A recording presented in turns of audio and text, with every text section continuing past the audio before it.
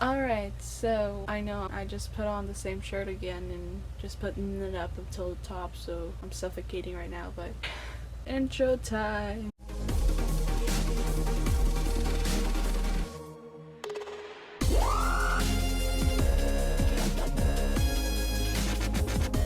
Hey guys, it's Mimi1239 here, and I am here to give you guys my review video for True Maya, for Girl Meets True Maya. Yeah, and that's it. And yeah, okay. So let's get into this review video. I really enjoyed this episode. It didn't really have much to do about the triangle, which is, always my favorite thing about the show. Whenever episodes don't have to do about the triangle, because then I get really heated. So yeah, I prefer it not. But it's more about character development, and that's from both Maya's and Riley's part. So let's get into this recap first. So the first scene in this episode starts with Riley combing her hair in the morning, and she's getting ready for school, and she's really excited, and she's singing, and she looks like Snow White there with like combing her hair and everything. So she's really excited that Maya is back to being herself, which is not really true. So she's really excited, and Maya comes in and Maya says, well, I'm back, but I'm going to be really bad now. She's going to be a rebel again, and she's gonna do some damage. She really wants to do some damage to the school because she hasn't done anything since she got to high school, and that's really scary to think about. And she's like, you don't know what I'm capable of. And they both go to school. I think Riley's really, she's like, oh no, look what I've created a monster. So they're in school now, and Corey's teaching about people that live close to a volcano, and I'm not really, oh god, I didn't really pay attention to that, but let's just generalize everything. Let's just go to the main points, not like specifics like what the volcano was called or anything, or where the volcano was. Okay, I'll look into that later, okay? So I like the part where, I almost said his real name, but Lucas, when Corey asks Lucas, can you answer this question? And Lucas is like, Farkle, you answer this question for me. Because like, always Farkles always answers a question, but this time Corey was like, no, I want to know what you think, I want to know what you know. But that was still funny. We're learning about people that live close to volcanoes and how dangerous it could be, but why do people do it? This is how we find out in this episode, and it relates to Maya. Maya is the volcano, and Riley and Lucas and Farkle and everybody else around Maya are the people that live close to her. And Maya says that she's going to do some damage, so Riley believes that she was the one that set the fire alarm in the school, but she wasn't. And then when they go to Topanga's, they think Maya was the one that stole the $100, $50 from Katie, but it wasn't, because Katie misplaced the money, and then she finds it, and she's like, stink, school kids. Yeah. So Maya doesn't really know who she is, but people keep blaming her for stuff because she keeps saying that she's gonna do something and she doesn't do anything yet. I was kind of confused by that because I was like, is she ever gonna do something? Why? I don't know. And then, like, the subplot of this episode, we're gonna get into this because, like, it's right after the scene with the classroom. So Doi stole money from a candy store for 1 year. That's a long time to steal money. To steal candy from the candy store. And he thought it was free. He thought he could just take it because he's innocent, he's a little boy. Augie goes with him one day and he tells him, no, you can't take it, you have to pay for it. So then Doi starts to cry, and they go to Topanga's, and they go to Topanga and they explain that to her. They turn themselves in, I think, because then I'm gonna call him Carl because that's his name in Family Matters. Carl, the cop, comes in and gives him just like a warning, but he says you can't go back to the candy store. He has to fix it with his parents. Like, his parents have to obviously come in and deal with what he did, but that's it. And then they ride in his car or something. Doi gives him the evidence, which is the candy. I like that part because I thought he was gonna be like a mean cop, but it's great that he's getting along with the kids.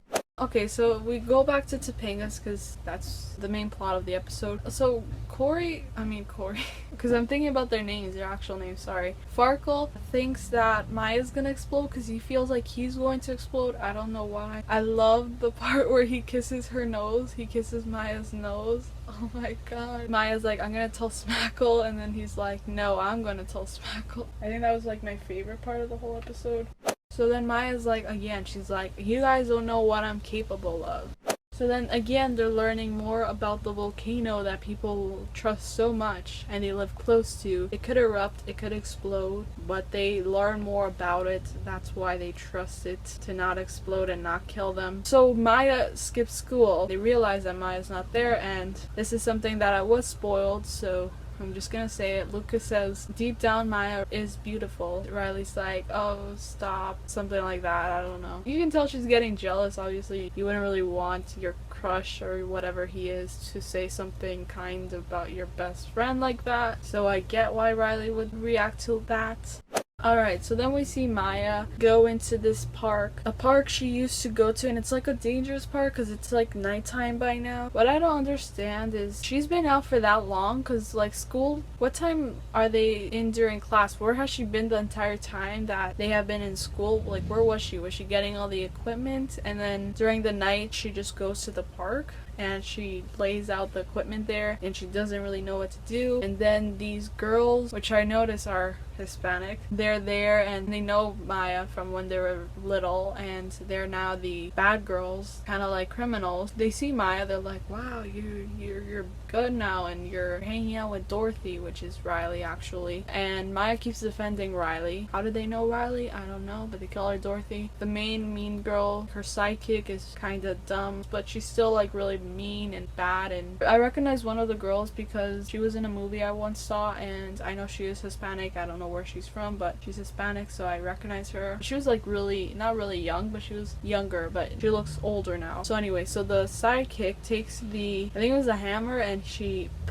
on top of a statue, one of the statues, and Maya gets really upset by this. She's angered by this because she pretty much knows those statues for a really long time since she was little, and she always wondered why those statues like were really happy together, their friendship and everything. I guess she didn't have that with those girls when she was younger, but now that she has found her gang, Riley, Lucas, and Farkle, and Zay, and Smackle, and all those other people that we know of, she finally feels that connection to the statues. Starts kind of almost fighting with the girls. The other girl, the mean girl, she's like, you're really weak, you're not strong. And when she was saying that, I realized why Maya was strong, because she wasn't stooping down to their level. So I agreed when Maya said later on that she was stronger than the other girls. So then we're back at the Matthews place. So they're there and they're all wondering where Maya is. Where is Maya? Where's Maya? And Lucas and Farkle were going out and they were looking for her. Carl, the cop guy, he comes in with Maya, basically says, I found her in my park, da da da da. There was a wall spray painted with, it said hope on it. I think that's what she did. That was the vandalizing thing she did. But it was okay, I guess. I don't know. Okay, never mind. I'm not condoning vandalism. Okay, so they go back to the park to see what happened. The girls left. Maya said that she chased them out of the park, protecting the statues, and she fixed the statue. That was good. Maya explained about how she's stronger than the other girls because she didn't stoop down to their level, and I was really happy about that. Riley realized that the statue that she fixed was actually her. It symbolized her, and she's Dorothy. Riley's like, thank you for putting back my head on. Maya says, thank you for the same reason, and they hug, and it was awesome. Then they go to the ending scene, which is Lucas and Farkle and Riley and Maya. They're in the park again, and it's daytime, and you really see it differently when it's daytime. I'll probably insert a picture here, but Lucas is standing next to, like, he's standing behind a statue that's pointing to Maya. So I've seen this, I think that this was on either Twitter or Tumblr. Because he's standing behind the statue, people assume that means he chose Maya, and that's a sign. Let me know what you think. I mean, if you've seen Ski Lodge already, then don't tell me anything. But let me know your theory, I guess. So I'm just throwing out some ideas there. Maya was explaining how, as I already said, how statues remind her now of the family that she has now, and that's great. She has a family. Okay, so that was the end of the episode, and they all hug.